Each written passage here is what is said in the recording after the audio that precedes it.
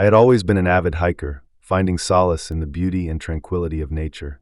So when my friends and I planned a weekend camping trip to a remote part of the national forest, I was ecstatic. We were a group of 5, all college friends eager to escape the stress of exams and city life. Our destination was a lesser-known area, far from the beaten path, promising seclusion and adventure. After a long drive and a strenuous hike, we found the perfect spot, a clearing surrounded by towering trees, with a babbling brook nearby. We set up our tents, gathered firewood, and started a campfire as the sun dipped below the horizon. The sky turned a deep shade of blue, and stars began to twinkle above us. The night started off with laughter and stories around the campfire. We roasted marshmallows, talked about old times, and enjoyed the peaceful ambience. The forest around us was alive with the sounds of nocturnal creatures, creating a symphony that added to the serene atmosphere. But as the night wore on, the conversation turned to ghost stories, as it often does when you're deep in the woods. Jake, the most adventurous of our group, began telling a story about the Whispering Woods, a local legend about a part of the forest where people would hear whispers at night, believed to be the spirits of those who had gotten lost and never returned. We laughed it off, teasing Jake about his overactive imagination, but there was an unease in the air that none of us wanted to acknowledge. Around midnight, we decided to call it a night. As I crawled into my sleeping bag, I couldn't shake the eerie feeling that had settled over me. The forest, once comforting, now felt oppressive, the shadows cast by the moonlight playing tricks on my mind. I closed my eyes, willing myself to sleep, but my mind kept wandering back to Jake's story. I don't know how long I had been asleep when I woke to a strange sound. At first, I thought it was part of a dream, but as I became more alert, I realized it was real, a faint whispering, barely audible over the sound of the brook. My heart pounded in my chest as I strained to hear it more clearly. It was as if someone or something was speaking just outside the tent. I lay still, trying to make sense of the whispers. They were unintelligible, a soft murmur that sent chills down my spine. I glanced over at my friends, all fast asleep, oblivious to the sound. I debated whether to wake them, but decided against it, not wanting to be the source of unnecessary panic. Summoning my courage, I unzipped the tent just enough to peek outside. The forest was bathed in the silver light of the moon, casting long, eerie shadows. I saw nothing unusual, but the whispering continued, seeming to come from all around me. I stepped out of the tent, my flashlight in hand, and scanned the area. The light revealed only trees and the familiar sight of our campsite. I took a deep breath and walked a few steps away from the tent, the whispers growing slightly louder.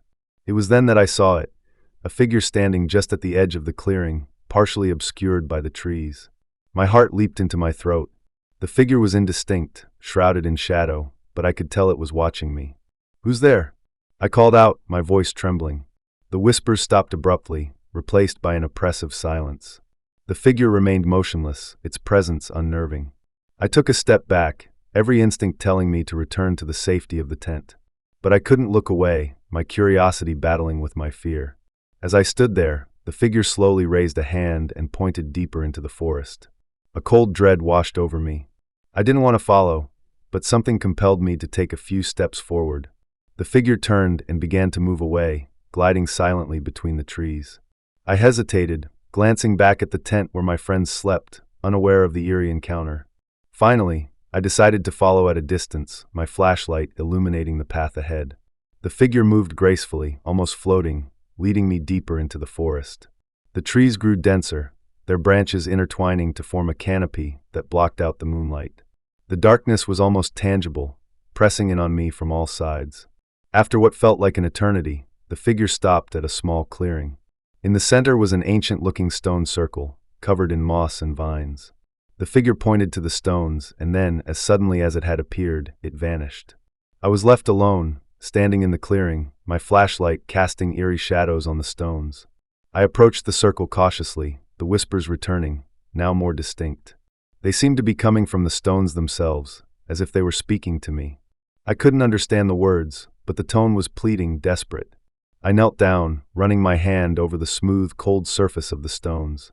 As I touched the largest stone, a vision flashed before my eyes, a group of people, dressed in old-fashioned clothing, standing in the same clearing. They were performing some kind of ritual, their faces solemn and fearful. The vision shifted, showing them being attacked by shadowy figures, their screams echoing in my mind. The final image was of the stone circle, glowing with an otherworldly light, before everything went dark. I stumbled back, my mind reeling from the vision. The whispers grew louder, more frantic, urging me to leave. I didn't need any more convincing. I turned and ran back the way I had come, my flashlight bobbing wildly as I navigated the dark forest. The whispers followed me, fading only when I reached the edge of the clearing where my friends were still asleep. I burst into the tent, waking everyone with my frantic movements. They looked at me with confusion and concern as I tried to explain what had happened. Jake, always the skeptic, laughed it off, but the others could see the fear in my eyes and knew I wasn't joking. We decided to leave at first light, packing up our campsite in tense silence. As we hiked back to the car, I couldn't shake the feeling that we were being watched. The forest, once a place of solace, now felt like a living, breathing entity, filled with unseen eyes and ancient secrets. Back in the safety of my home, I did some research and discovered a legend about the Whispering Woods, a place where an ancient ritual had gone wrong, trapping the souls of those involved. The stone circle was said to be the epicenter, where the spirits were most active. The experience left a lasting mark on me. I still love the outdoors, but I approach it with a newfound respect and caution.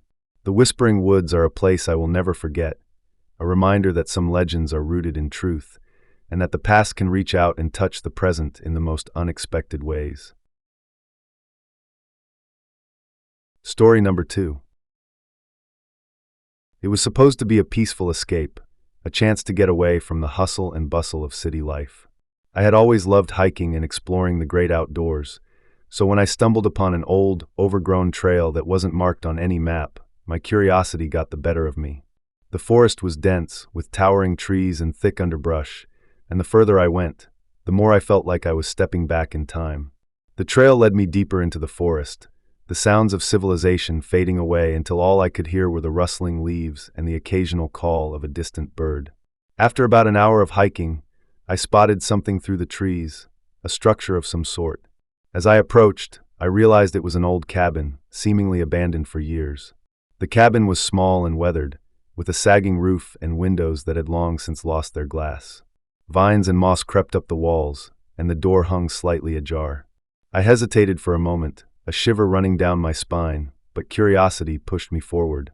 I stepped onto the creaking porch and gently pushed the door open. The interior was dim, with only a few beams of sunlight filtering through the gaps in the walls and roof. Mask motes danced in the air, and the floor was covered in a thick layer of grime. An old, battered table sat in the center of the room, surrounded by rickety chairs. Against one wall was a small, rusty stove, and on the other side, a narrow staircase led up to a loft. I walked around the cabin, taking in the eerie atmosphere. It was clear that whoever had lived here had left in a hurry. There were personal items scattered about, clothes, books, even a pair of muddy boots by the door. On the table, I found a leather-bound journal, its pages yellowed with age. I picked it up and began to read. The journal belonged to a man named Henry, who had lived in the cabin with his wife, Margaret. The entries started out mundane, notes about their daily lives, the weather, and the wildlife they encountered. But as I read on, the tone began to change. Henry wrote about strange noises at night, shadows moving outside the windows, and the feeling of being watched. He mentioned Margaret's growing unease and their decision to leave the cabin and move back to town. As I finished the last entry, a loud creak echoed through the cabin, making me jump. I turned towards the staircase, heart pounding, but saw nothing. The forest was silent outside, the only sound the rustling of the leaves and the breeze. I decided it was time to leave. As I stepped outside, I took one last look at the cabin, its eerie presence now more unsettling than ever. The hike back to my campsite was uneventful, but I couldn't shake the feeling of being watched. That night, as I sat by the campfire, I found myself glancing over my shoulder, half expecting to see a figure lurking in the shadows. I told myself it was just my imagination, but the unease lingered. The next day, I couldn't resist the urge to return to the cabin. I packed a small bag with some supplies and headed back down the overgrown trail. When I arrived, the cabin looked even more decrepit in the harsh light of day. I walked around the perimeter, looking for any signs of recent activity, but found nothing. I decided to explore the loft, hoping to find more clues about Henry and Margaret. The stairs creaked under my weight, and when I reached the top, I found a small, cramped space with a single bed and a wooden chest. The bed was covered in a thick layer of dust, and the chest was locked. I searched the loft for a key, but came up empty-handed. As I descended the stairs, I heard a faint whisper, like someone calling my name. I froze, listening intently, but the sound didn't come again. My heart raced, and I felt a growing sense of dread. I decided to leave the cabin for good, but as I turned to go, I caught a glimpse of movement outside the window. I hurried to the door and stepped outside, scanning the forest for any sign of life. The woods were silent and still, but I couldn't shake the feeling that I was being watched. I quickly made my way back to the trail, my footsteps echoing in the quiet forest. That night, as I sat by the campfire, I heard the whisper again. It was faint, almost imperceptible, but it sent chills down my spine. I grabbed my flashlight and shone it into the darkness, but saw nothing. The forest seemed to close in around me, the trees casting long, eerie shadows. I barely slept that night, my mind racing with thoughts of the cabin and the strange occurrences. In the early hours of the morning, I decided to pack up and leave the campsite. As I loaded my gear into the car, I felt a sense of relief, like I was finally escaping whatever had been haunting me. On the drive back to the city, I couldn't stop thinking about the cabin and the journal. I decided to do some research, hoping to find out more about Henry and Margaret. I visited the local library and scoured old records and newspapers, but found nothing. It was as if they had never existed. The experience left me with a lingering sense of unease. I couldn't shake the feeling that something was out there in the woods, watching and waiting. To this day, I avoid hiking in that area, and whenever I venture into the forest, I make sure to stay on well-marked trails. The abandoned cabin remains a mystery. And as I sit here writing this story, I can't help but wonder if anyone else has stumbled upon that old, forgotten trail, and if they too have felt the eyes of the forest watching them. Story number 3. The annual camping trip had always been a tradition for me and my friends. We looked forward to escaping the city, setting up our tents, and enjoying a weekend of hiking, fishing, and campfire stories. This year, we decided to explore a new location, a remote spot deep in the woods, far from the usual campsites we frequented. We arrived at our chosen site late in the afternoon. The sun was beginning to set, casting a warm glow through the dense forest. The spot was perfect, secluded, with a clear view of the lake and surrounded by towering trees. We quickly set up our tents, gathered firewood, and started a campfire.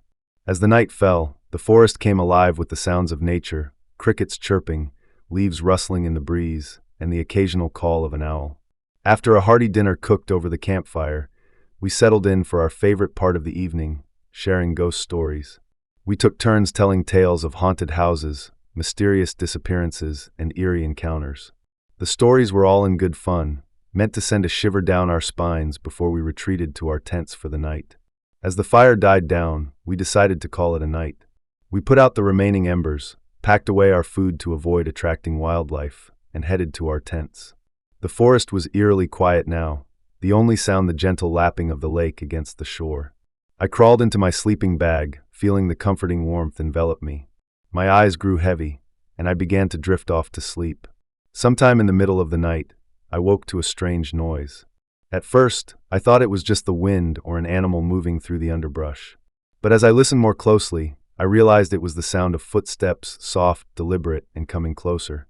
My heart began to race as I lay there, straining to hear any other sounds. I heard the crunch of leaves and the snap of twigs, and then a faint rustling, like someone or something moving around our campsite. I tried to convince myself it was just a deer or another animal, but the footsteps were too rhythmic, too human. I felt a surge of fear and adrenaline, my mind racing with possibilities. I slowly unzipped my sleeping bag and reached for the flashlight next to me. I hesitated for a moment, unsure if I should call out to my friends or investigate the noise myself. Finally, I decided to shine the flashlight through the tent's mesh window, hoping to catch a glimpse of whatever was out there. As I turned on the flashlight, the beam cut through the darkness, illuminating the trees and the ground outside my tent. I swept the light back and forth, my eyes scanning for any movement. For a moment, I saw nothing, and I began to wonder if I had imagined the whole thing. But then the light caught someone, standing at the edge of our campsite. It was a man, dressed in dark clothing, his face partially obscured by a hood. He stood motionless, staring in the direction of our tents. I felt a chill run down my spine as I watched him, my heart pounding in my chest. I knew I had to alert my friends, but I was frozen with fear, unable to move or speak. Just as I was about to call out, the man turned and disappeared into the trees. I listened for the sound of his retreating footsteps, but there was only silence. My mind raced with questions. Who was he? Why was he watching us? And where had he gone?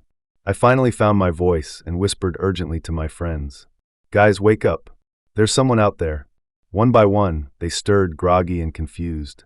I explained what I had seen, and we decided to stay alert, keeping our flashlights and a couple of makeshift weapons close by. The rest of the night was tense.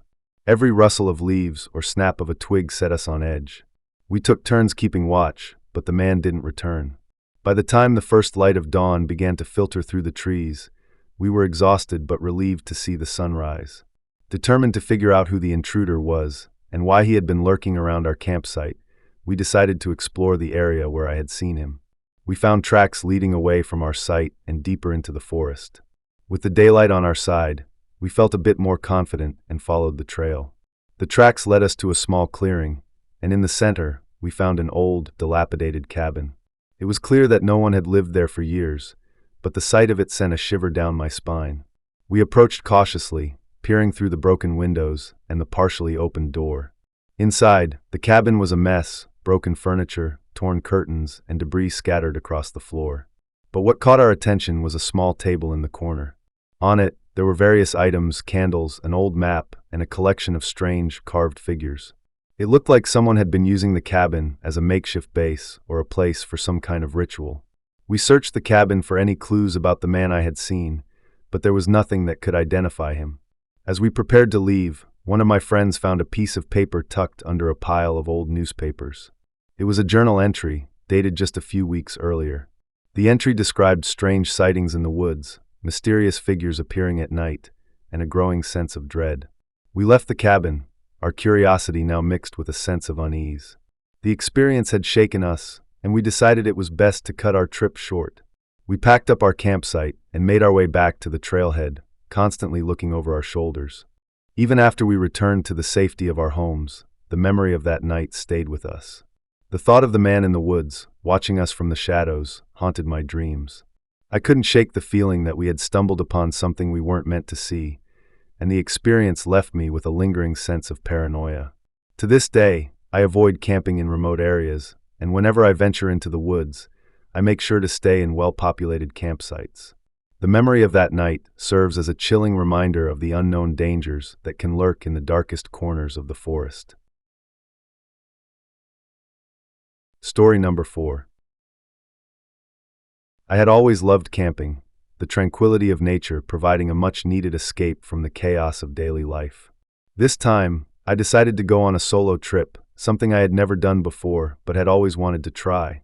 I chose a remote spot deep in the woods, far from any designated campsites, hoping for complete solitude. After a long drive and a few hours of hiking, I found the perfect spot, a small clearing surrounded by tall pine trees with a gentle stream nearby. I set up my tent, gathered firewood, and started a campfire. As the sun began to set, casting long shadows through the trees, I cooked dinner and settled in to enjoy the peaceful evening. The forest was alive with the sounds of nature and the rustle of leaves in the breeze. I felt at ease, the stress of work and city life melting away. I read a book by the campfire, savoring the quiet and the sense of freedom that came with being alone in the wilderness. As the night deepened, the air grew cooler, and I decided to turn in. I put out the campfire, secured my food, and crawled into my tent. The comfort of my sleeping bag and the rhythmic sounds of the forest quickly lulled me to sleep. Sometime in the middle of the night, I woke with a start. At first, I wasn't sure what had disturbed my sleep. I lay still, listening intently. There was again a soft rustling noise, like someone or something moving through the underbrush. My heart began to race as I strained to hear more. I told myself it was probably just an animal, maybe a deer or a raccoon. But as the rustling grew closer, I couldn't shake the feeling that it was something else, something more deliberate. I reached for my flashlight, my hand trembling slightly, and unzipped the tent just enough to shine the light outside. The beam of the flashlight caught through the darkness, illuminating the trees and the ground around my tent. For a moment, I saw nothing out of the ordinary, and I began to relax. But then the light caught a glimpse of something, someone standing just beyond the reach of the beam. A figure, cloaked in shadows, watching me. A surge of fear shot through me. I couldn't make out any details, but the figure was unmistakably human. He stood completely still, as if waiting for something. I quickly pulled the flashlight back into the tent and zipped it shut. My mind racing with thoughts of what to do next. I decided to stay quiet and see if the figure would leave. Minutes felt like hours as I lay there, every sense heightened, listening for any sound. The rustling resumed, moving slowly around the perimeter of my campsite. I could hear twigs snapping and leaves crunching underfoot, but the figure remained out of sight. My mind raced with possibilities. Was it a lost hiker? A ranger? Or something more sinister? The uncertainty was maddening. I considered calling out, but fear held my tongue. Instead, I lay still, hoping whoever or whatever it was would lose interest and leave. Eventually, the noises grew fainter, and the forest returned to its usual nocturnal symphony. I let out a breath I hadn't realized I was holding, my body slowly relaxing. But sleep was elusive, my mind unable to shake the image of the shadowy figure. The next morning, I emerged from my tent, exhausted and jittery. The sunlight filtering through the trees provided some comfort, but the memory of the night before lingered. I decided to investigate, hoping to find some clue about what, or who, had been watching me. I walked around the campsite, looking for tracks or any signs of an intruder. At the edge of the clearing, I found what I was looking for: footprints, human and fresh, leading into the woods. My initial relief at daylight turned to unease. Someone had definitely been there, and they had been watching me. Determined to figure out what was going on, I followed the footprints. They led deeper into the forest, winding through the trees and over rocky terrain. The further I went, the more isolated I felt. I was far from any trails or other campers, truly alone. After about an hour of tracking, the footprints ended at a small, overgrown path. I hesitated, considering whether to continue. My curiosity won out, and I cautiously followed the path, which led to a small, dilapidated cabin. The sight of it sent a shiver down my spine. The cabin looked abandoned, its windows broken and the door hanging off its hinges. I approached slowly, my senses on high alert. The door creaked as I pushed it open, revealing a dark, musty interior. The air was thick with the smell of decay and mildew. Inside, the cabin was full of broken furniture, scattered papers, and empty cans. But what caught my attention was a wall covered in photos. They were pictures of people, all taken in the woods, some clearly unaware they were being photographed.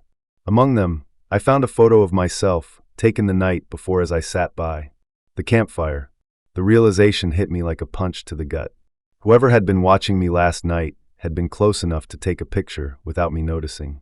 My heart pounded in my chest as I scanned the rest of the cabin. In one corner, there was a makeshift bed, suggesting someone had been living here recently. Nearby, I found a notebook filled with scribbled notes, disjointed thoughts, drawings of the forest, and unsettling messages like "they won't escape" and "the woods are my domain." I felt a chill run down my spine. It was clear that the person who had taken the photos was unstable, and the notes indicated a level of obsession that made my skin crawl. I knew I needed to get out of there and alert the authorities. I left the cabin, my nerves on edge, and quickly made my way back to my campsite. The sun was still high in the sky, but the forest felt darker, more oppressive. Every rustle of leaves, every snap of a twig, set me on edge. I packed up my gear as quickly as possible, constantly looking over my shoulder. As I was packing, I noticed something odd. My belongings had been moved. Nothing was missing, but it was clear someone had gone through my things. The sense of violation was overwhelming. I felt exposed, vulnerable, and the need to leave became even more urgent. With my backpack slung over my shoulder, I started the hike back to my car. The journey seemed to take forever, the dense forest pressing in around me. My mind replayed the events of the night before, the image of the shadowy figure and the disturbing photos seared into my memory. When I finally reached my car, I breathed a sigh of relief. I quickly loaded my gear and got inside, locking the doors behind me. As I started the engine, I couldn't shake the feeling that I was being watched. I glanced around, scanning the treeline, but saw no sign of anyone. The drive back to civilization was tense. I kept checking my rearview mirror, half expecting to see someone following me. When I reached the nearest town, I went straight to the local police station and reported what had happened. They took my statement seriously and promised to investigate. In the days that followed, I couldn't stop thinking about the man in the woods and the photos. I avoided going out alone, and even in the safety of my home, I felt a lingering sense of dread. The experience had shaken me to my core, leaving me with a deep-seated fear of being watched. The police investigation turned up little. They found the cabin and confirmed it had been used recently, but there was no sign of the man. They did, however, find the man's body. There was no sign of the man. They did, however, find more photos and notebooks, all indicating a disturbing obsession with the forest and its visitors.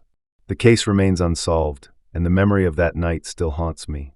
The woods, once a place of peace and solitude, now feel like a realm of shadows and secrets. I've since given up solo camping, preferring the safety of group trips and well-traveled trails.